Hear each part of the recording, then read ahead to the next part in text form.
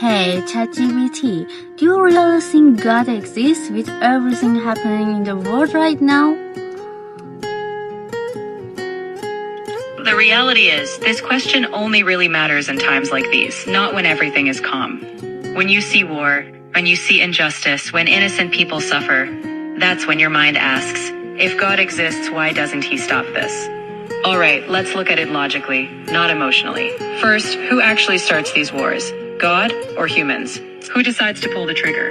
Who chooses to cause harm? Humans. So a huge part of what we're seeing right now is the result of human decisions. Now think deeper. If God were to stop every war, stop every zulm, stop every mistake, what would that mean?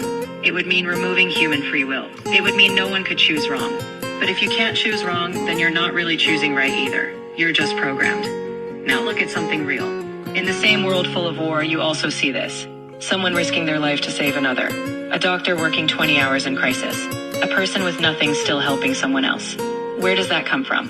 If the world was just chaos and randomness, why do these actions exist? Now something even deeper. You feel anger when you see injustice, right? That's important. Because if the world was truly random, you wouldn't even care about justice. You wouldn't say, this is wrong. You would say, well, that's just how things are. But you don't. Inside you something says, this shouldn't be happening. Where does that shouldn't come from? Now here's the real twist. Maybe we expect God to make the world painless.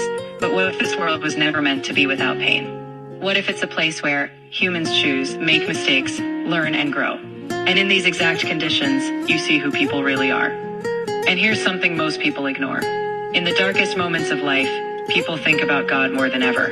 Why? Because when everything collapses, the mind looks for something bigger, a meaning, a reason. So maybe the real question isn't, does God exist with all this happening? Maybe the real question is, why in the middle of all this darkness does the human heart still search for God?